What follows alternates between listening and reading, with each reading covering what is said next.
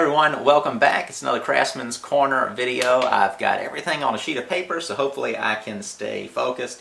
I put these videos off like crazy and have no real good reason, so I just put together a list of things I want to talk about, and we're going to go at them.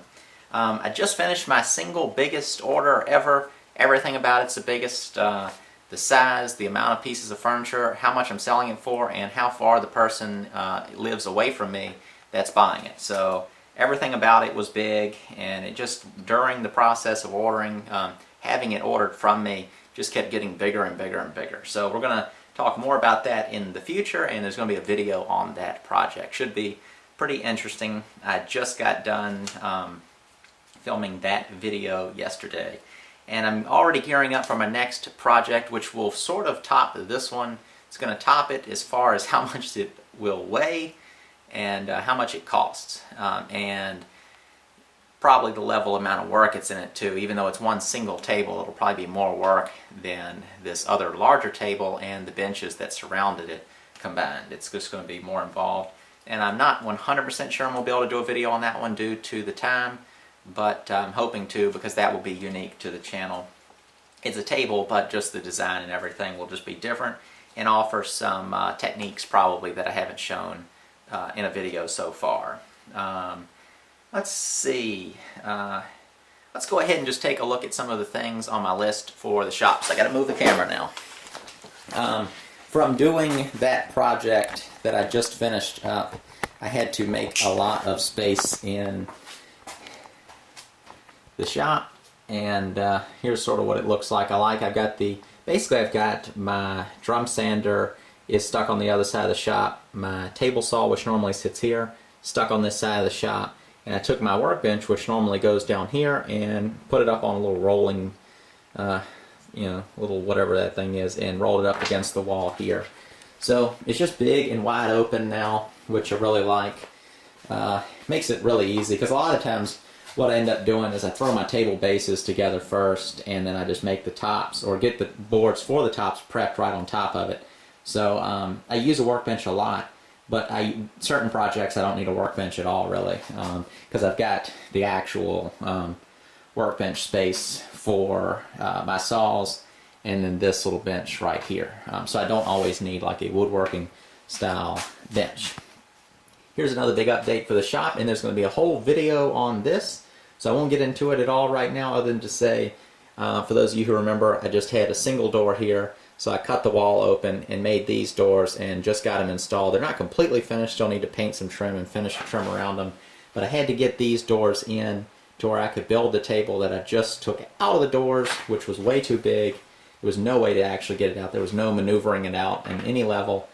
So I had to make these doors just to get that project out. But it was something I was going to do anyway, so I'm really happy, and it's going to help a lot in future projects. Here's another small but make a big difference here in my shop, is I'm putting this shop sink in. I just ordered that from Lowe's.com, $35. They sell them in the store for like $60, or you can buy the sink and the faucet for $100. So, it's just an inexpensive faucet on the back, and it's $35 with, I think it was like $35 with shipping. So that's a whole lot cheaper way to get a shop sink than go to the store and buy it. Plus I wasn't in a super hurry, so ordering it, waiting for it wasn't a big deal. And it's the same one as in the store. It's actually, I think, a touch bigger, which I kind of like for this shop sink. Let's see what is on the list. We are right. Lathe shower curtains. So here in the turning room in my shop, it gets very messy, big time, from using the duplicator, or if I'm just turning something, the normal way with my turning chisels. It just gets crazy in here. And it's pretty kind of piled up in here right now, but you can see there's probably, I don't know, 4 to 6 inches worth of shavings off the lathe right now, chips off the lathe. But then over here there's nothing except for some chips off of the mortising machine and on the floor. And that's because I surrounded it with shower curtains. And the first time I ever saw anything like this was sort of in a more industrial setting with some lathes, and the lathes were sort of separated over onto a wall, and then had these like big heavy-duty curtains, sort of like on the back of Lowe's and Home Depot, those big curtains that the that the forklifts drive through. And so kind of got that idea from that and just surrounded my lathe with that. It makes a huge difference. I can turn in here. It'll be, you know, up to over my ankles with shavings on the floor. And then on this shelf it'll barely be any dust. I mean, it'll just look like this after doing all that. I haven't cleaned anything up, and it's just a little bit of dust. There's barely anything there. So that's made a huge difference in keeping the entire shop clean, including this side, because it keeps a lot of the dust in here. I run a air purifier that hangs on the wall there, right there. That helps a little bit, but I would like to, I think, mount one in the future right here on the ceiling and run that in this room while I'm turning. That would make a big difference.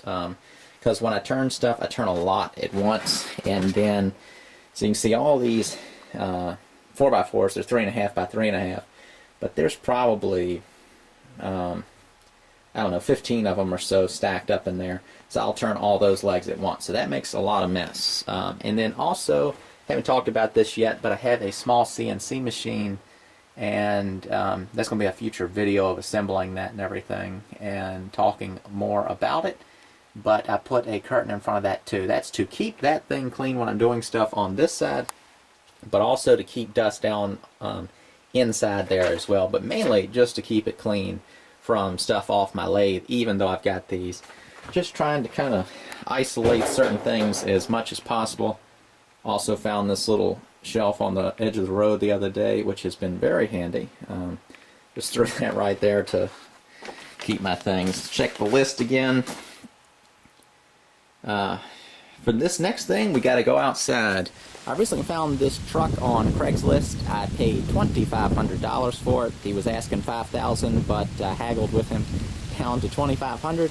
That was about what he was going to get trade-in value when he was buying his new truck. So I told him that's what I'd give him, and he went ahead and did it. And I was very pleased. This truck is exactly what I was looking for. I still have my other one. It's just parked down at another house down the street, but I got this one to use just when I need it. Although I've been having a lot of fun driving it when I don't really need to. My other truck is a GMC Sonoma extended cab, so just a small 4-cylinder truck. This one has an 8-cylinder, the 5.3 liter engine is what's in it. So it's a 2001 Silverado. It's a Z71, so that's like the off-road package, I guess. Mainly suspension and towing, I think is what that's referring to. It's extended cab, long bed, with the bed cover, camper shell, whatever you call it, and it even has the toolie, or tool, however you say that word, racks on top, which is super handy, so I can throw my canoe up there. It's got really nice tires, came on it. I don't know what they are, Wild Country. I think they're just some local tire shop around here. Put them on there. But it's got a little bit of rust down on the bottom where all the other ones rust on the rocker panels, and a couple other little small dents here and there.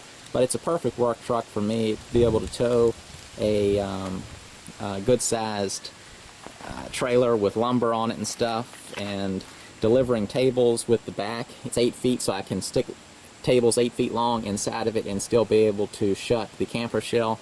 So I'll be able to deliver tables when there's chance of rain, all that. So that's super handy as far as just my business stuff goes.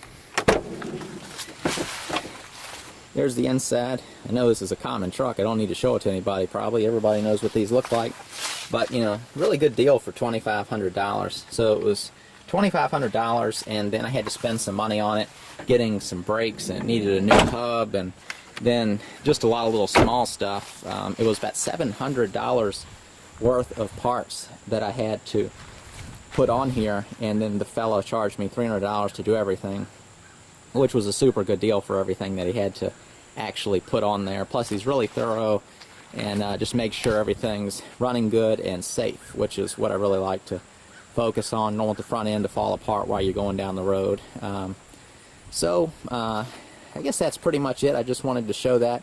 Still got my other truck, a 95 GMC Sonoma, just a 2-wheel drive, 4-cylinder, but I got this one just for its size, capacity, towing capacity, just everything. Just needed something bigger when I needed it. Although I've been having a good time just shooting around town. It's really powerful. When you floor it, it goes. My other truck is really peppy too, though. It's for a 4-cylinder. But I thought this was a good deal, and for those of you who need you know, you're getting into a little woodworking business and stuff. When I started this stuff out, I was driving a Honda Accord station wagon. It was a 92 station wagon, and that's what I started doing everything with, delivering tables upside down on top of the car, just laying on top of a blanket upside down in the car. I did that a lot. I've done all kinds of work with stuff like station wagons, but you know, you can end up in something like this for not that much money, and you get a lot of value out of something like this. And you know, it's not perfect, but for a car like this, you know, I'm not going to drive the devil out of it. I spend most of my time in the basement, not driving around wearing something out. And then when you drive something like this, you just take it easy and it'll last you a long time unless something just off the wall happens. And then even then, everything's repairable, especially if you go the right route. You don't end up spending all that much money. So just wanted to show that just for fun. Really like the truck and thought y'all might like to see it. And this is off topic. I'm just walking back into the basement, so I thought I'd show it. I don't know if y'all remember, but this used to be just an open porch on my house on the side, so the front porch is here, and then this was a side porch. It was just a regular handrail that went across. I ended up closing all this in and took the windows that used to be in the house and completely stripped them, replaced the glass, and did all that, and took an old French door, put that there, and just made it a nice kind of enclosed space. Now it's, yeah, put plywood on over the decking boards inside and carpet, and finished it off real nice in there. And it was just a little sitting sunroom for a while, but then my wife has now taken it over as her little oil painting studio, so that's been a great addition to the house. The door from the porch to the inside of the house just stays open, so basically it just added all this square footage to the inside of the house, and I think has a really nice little look too. It's all just framed out of 2x4s and skinned on the outside, and I mean sheathed on the outside to look like board and batten. Painted it white to kind of contrast the house a little bit, and I think it looks pretty nice.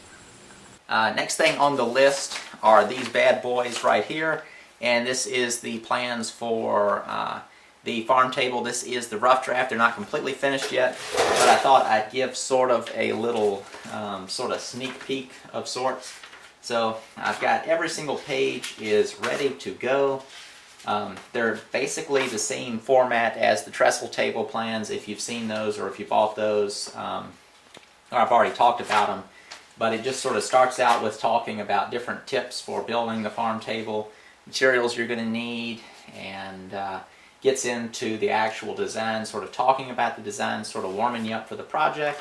Then you get into the different components and the sizes of components, dimensions of legs, talking about the aprons, the joinery, attaching the tabletop and treating the tabletop, its size, all that kind of stuff. And then sort of a little letter to sort of end the plans. These plans have been probably one of the most requested things on my channel since I ended up talking about farm tables so much. It's the exact design I use with my own stuff, and so I wanted to put these plans together. So I'm making another video on making a farm table that's sort of paired with these that everyone can watch. It's going to be posted like a regular video, and then I'll be releasing these sets of plans at the same time on the website, the same way I did the trestle table plans. So just wanted to kind of talk a little bit about these. I love making these plans. I wish I could spend more time doing these, and I'm hoping to in the future. I've got some different changes I want to make to where I can do more stuff like this, and less stuff strictly just to make money. Next thing I want to talk about are some questions from subscribers, and then I have some questions from you. Just posted a link on Facebook, and some people sent me some last minute questions. One was, would be cool to see some more close-up shots of the clamp rack for tabletops. So here those are. Due to the projects on the other side of the shop, I've got this kind of blocked up a little bit, but I'm going to show you what you wanted to see. You asked about the top of the rack, and in the future I have a plan to kind of remake this thing. The first one is a prototype more than anything else, although it works perfect. But I want to make one that is super easy to make, and then I wanted to do a set of plans on it because a lot of people have asked about this. This is another one of those things, sort of like my duplicator, that I just kind of tossed it together, and then people saw it and they're like, you know, basically the thing I didn't end up thinking was going to be a thing ends up being a thing. And so it's really simple. It's just a 2x4 frame, you know, just like a floor system turned on its edge basically. These plywood little pieces stick out. There's a hole drilled. It's going to get one of these to come out. So that's what these look like. There's this sort of, I guess, threaded nut part, then an Acme rod, and then this pad just like on a C-clamp. And then that goes up into here. It's got these little tabs, little holes in these tabs for putting a screw in there. I just haven't done it. They stick in there good enough. Every once in a while one slips out. But let me give you a different angle. Just all this, the whole thing's screwed together. There's no glue in anything in case I needed to take it apart and put it together. And it stays pretty, I mean, it looks like a little bit of a curve in there, but it's this stays pretty straight. When I clamp down on it, there's some flex going in this top part, but you know, the clamps even out. You know, the clamps might be further down the middle than they are on the edges, but it flexes the frame a little bit. But I mean, I've glued a lot of tops together in this thing, and it really is nice. So if you want to just try to wing it and make something yourself, you can, or you can wait and one day down the road I'll get those plans put together, but it probably will be a little bit. Another goal I have in mind is to put the thing on casters, so when you you clamp something together, you could roll it out after you got a tabletop clamped up, and you can stick it behind it. So my dream is to basically always be clamping a top up and then storing them behind the rack. I mean, kind of within the clamping rack.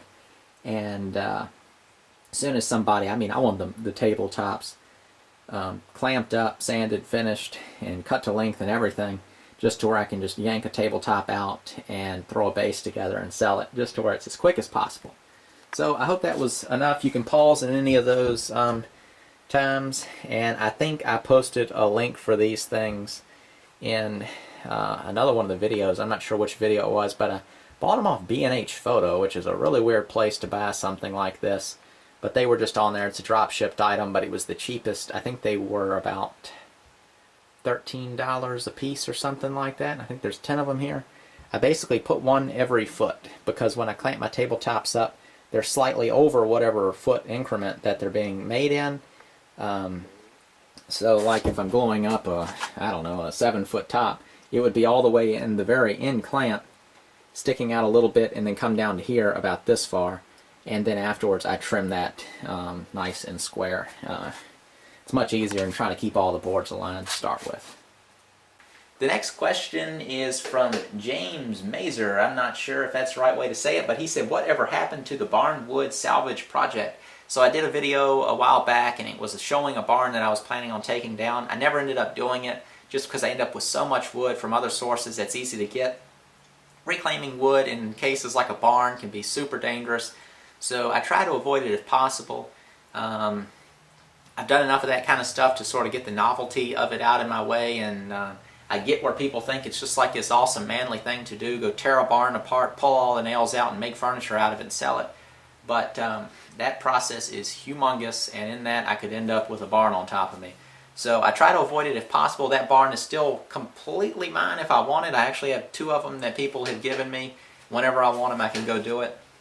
And I may do that, but I just have so many other things that are more interest and more value to me to do, so I don't really know if that'll happen in the future. Next question. Tiny house in general. I get asked that all the time. People are like, what's going on with it? I'm still working on it. It's a long-term project. I've said that in the past. My goal with it would be to finish it eventually, and then the house that I'm living in now, the shop, the house that's above this shop, is, I don't want to call it a short-term thing, but it's not a long-term plan to live here.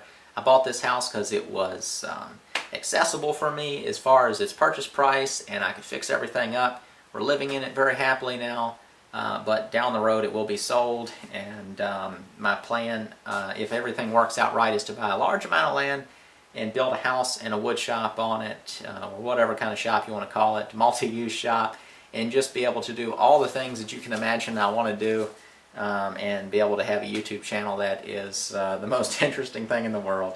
That would be sort of my little dream goal. And so where that tiny house sort of falls into that plan is if I get to do all that, I would live in that while I kind of set all that other stuff up. I would live in the tiny house while I build the shop, and then once the shop is built, I'd probably build the house, because I would need to get the shop going as soon as possible for income reasons. and then also to use the shop to aid sort of in the building of the house. But the tiny house currently is sort of roughly what you have seen it looking like. It's not like finished sitting somewhere looking incredible and I'm just not showing it to you. It looks about like what you've seen. I've just added some more cedar shingles on the outside. Next question, am I going to build another nutcracker this year? Yes, me and my wife do one every year sometime between Thanksgiving and Christmas. And I had no idea what this one's going to be this year. We've talked about it about that much, but we haven't decided yet what it's going to be. Let's see, wood stain versus dye, that was a question.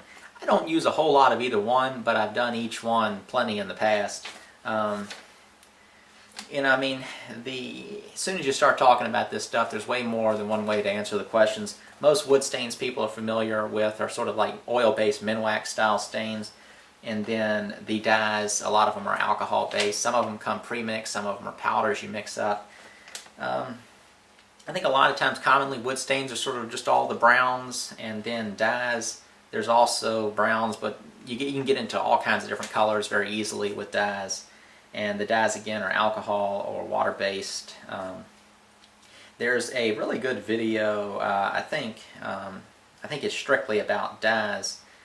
I'm not sure, but the Wood Whisperer guy, the guy that's got a channel is called the Wood Whisperer. He's got a website too. He's got some stuff on finishes that's going to answer it more thoroughly than I'm going to be able to in a time like this. Plus, like I said, I just don't use that much of that kind of stuff. Most of my projects are just, I try my best to choose a wood that will avoid having to do those types of things. But like I said, in the past I've done all kinds of stuff.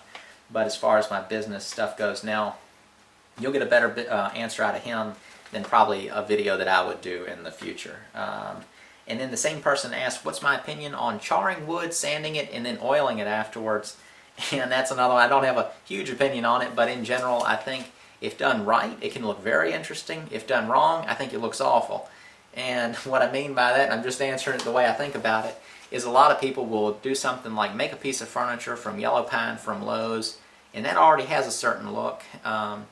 And then they just go and burn it up with a propane torch, kind of like this style. So you've got this pinpoint torch burning all these little small spots, and while you're right up on it burning it, it might look like you're doing a good job, but then ends up just looking kind of an ugly splotchy mess. So I think if you go that route, you really need to don't think of that as the only technique to give what you're doing a good look. Maybe you need a good texture that you're going to burn over. Maybe the burned area needs to be just a small highlight area, but in general I think you need to get a bigger flame. You either need one of the tips for one of these, whatever you call it, the tip for one of these that has a big fluffy flame, or you need something like one for burning weeds or doing asphalt roofs, you know, where you can get a big fluffy flame, and that'll do a more even area, and you can kind of slowly bring the whole area up to however much of a char you want.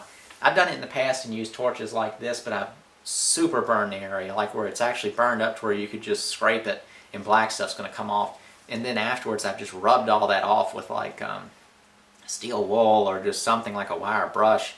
And basically all I was doing was wanting it to have that super smooth effect that you're going to get from burning something, but then it also had burned the wood down into the wood itself, so it was pretty neat looking, and it just had that burnished look. But that was just a test. That wasn't even a piece of furniture I was doing. So that's one of the biggest things. A lot of people will make a whole piece of furniture, and it'll be an alright looking piece of furniture, and then they go and burn it up before they do any tests. You really need to test things. You know, you've gone 90% of the way, and then in that last 10% you can just really make a mess of something. So just be careful regardless of what you're doing. As far as sanding and oiling goes, sanding of course is going to smooth some things up, and oiling is going to just deepen it up. And probably pretty much any kind of oil you rub on there, outside of ones with a tint, it's going to just give it that same ambery colored oiled look. So yeah. The only other question I have, last one, is someone asked me for sharpening mortising chisels. Did I have to sharpen my hollow chisel mortising, the actual hollow chisel, when I got my Shopfox Mortiser? I've had mine for a long time. It came with a 1/2-inch bit. I've never sharpened it. It's gotten to the point now where it's a little dull, and I need to, but I don't use the 1/2-inch one anymore. I use a 3/4-inch one, and I haven't had to sharpen that yet either. But I only use soft woods when I use it for the most part. I've done some hardwood, but all my table legs are just pine. So it's not super duper tough on the bit itself, but when you sharpen those bits, it is a like a cone shaped sharpening tool that you just buy. It's called a mortising chisel sharpening kit, I think is what they're called. I'll put some sort of link in the description for one of those, and basically that just hones the inside inside of that chisel, and then you lap the outside very lightly with a stone just to take the burr off. So it's not that hard, but no, I didn't have to do it right when I got my the hollow mortiser. So that is that. Questions from me. So this is from me to you, and I've got some different ideas to improve the channel. Sorry, I'm going to have to look at my notes while I talk here a little bit.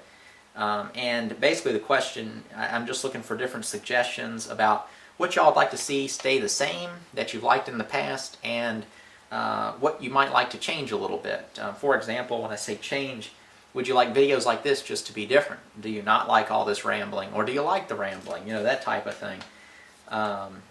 So just general stuff you want to say about that type of thing. That's not really a specific question. One specific question is, what video made you subscribe, and what would you like to see more of? So, you know, was it the video where I made the trestle table? Was it a video where I showed my holster for the gun, or whatever? You know, what video is it that brought you to the channel and that actually made you click the subscribe button? And if that's the type of video you'd like to see more of, let me know. Or if there's more, you want to see more woodworking videos? Do you want to see more metalworking, engraving? Just let me know which videos it is that you like the most, basically. As far as my website goes, I know most people just watch the YouTube channel, and that the website, I don't really have a lot on it. It's basically just a place for people to go to get these t-shirts and the book and the plans. So that's sort of why I set it up, and then down the road I'd like to grow it into something. And that's my question, is if you're interested in that type of thing, or if you just want to give some advice, what would you like to see my website grow into in the future? Do you want it just to have articles on it, just a place that I post videos, show projects from viewers? That's one thing I'd really like to do, is have a section on the website that is all subscriber projects. And it could even get to the point maybe where people submit their projects, and then maybe some simple instructions, almost like the subscriber can submit an article about how they built their whole project. I have one person that I'm kind of working with now that's doing a table that I'm going to probably be doing that with maybe in the next month or so, kind of doing an article about his whole project and sort of what we talked about throughout that project. He's been taking pictures the whole way, and he's selling it to a customer. So it's a pretty neat experience, and I think very relative to what I've done on the channel and sort of what we've talked about in emails and comments topics. So as far as my channel goes, I would like to do more varied topics, but sort of within the realm of the stuff that I'm already doing. And when I say within the realm, making pretty much anything to do with tools, maybe some more stuff to do with houses. I did the gun in the past, I mean the video in the past where I showed the holster for a gun, so that's, you know, I kind of consider that in the realm of this type of stuff. So just in general, what types of things, you know, knife making, engraving, so it's all these types of stuff that just kind of, I don't know what to call it, but just basically just all the things I'm interested in. Would y'all like to see more of that, or is the woodworking more your focus, basically? And then this is the last thing. This video's taking a long time, and this is on the topic of money and business. I'll just read my little thing I wrote. I get a lot of questions about business, pricing, selling, marketing, advertising, and other general questions from people starting or wanting to grow their business. Let me just take a look at it all. So yeah, basically those are some of the topics that I've considered doing, talking a little bit about. I've done it a couple of times, and it seemed like people really got a lot out of it. And then that's what caused me to do the little ebook, and then the ebook has done, I think, really well for the fact that I've never written anything, and the fact that I'm a very small fish in the sea, and a needle in the haystack. I'm all that stuff. And it's been really helpful for people. I've had people email me and said they've read it multiple times, and that they've been applying some of the things I've talked about, and showing me some of the projects they've developed as a result of the book. So I'm really happy that's been helpful, and I am working on a new one now, and that's going to be on the topic of like marketing. So you've got this great product. Now who in the world do you sell it to, and how do you sell it, and all that kind of stuff. If you're interested in that book, I'll put the link of that right down in the description too, the one that I already have written. And then, so kind of expanding on the topic of money and business. So a lot of people have gotten something out of what I've talked about so far, and say you start up a little business and you're selling a couple pieces of furniture here and there, and you end up with a couple $1,000s. If you're not careful, you'll just end up spending that on silly stuff or just having to pay your bills, and that's great. You got to do all that stuff, but the way I just read what I wrote. Once you've got a hold of some money, what can you do with it to grow it instead of spending it? This is in part what makes me able to have my business, make videos, books, plans, have hobbies, be married, and still take it relatively easy. And so I thought I'd maybe talk about some of that kind of stuff, because I get a lot of people make assumptions, and they see the videos and they think everything I'm doing is super easy, and that I'd love to have his lifestyle, that type of thing. I'm not saying it's a lot of people, but I get the emails from people saying that exact stuff. I'm not just making up some crap. And so basically, you know, I could talk about some of those topics. You know, what is exactly that I've done? You know, my plans. I mean, the book that I did sort of talks about that type of thing. But I was thinking about maybe transitioning and doing some videos that talk about, you know, after I sell a table and make X amount of money, what is it that I actually do with that money to make that money make more money? And instead of just, you know, buying a bunch more wood and starting all over again. Because that's just like a job like anything else. And especially being self-employed, you know, you don't have any, you know, no one's matching me in any kind of investing that I'm doing. Anything that I do, it's only what I can achieve. So I need to figure out ways to make my money make more money in the future. And I've done some of that, and I could share some of that with y'all if you want to hear about it.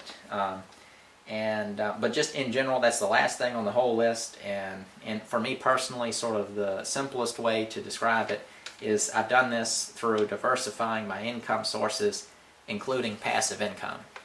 So passive income, something like these plans. So I do the work for these plans. It's a ton of work. It doesn't seem like, you know, to make 12 pages it'd be all that bad, but it's a whole lot of work. But after I'm done with that, it's done. And then, like I said, those other sets of plans, it's not a big deal, but it was just a model, and I can see that it's scalable, that you can put that set of plans on there, and then every so often I get a little money that makes, and that's just going to keep on going.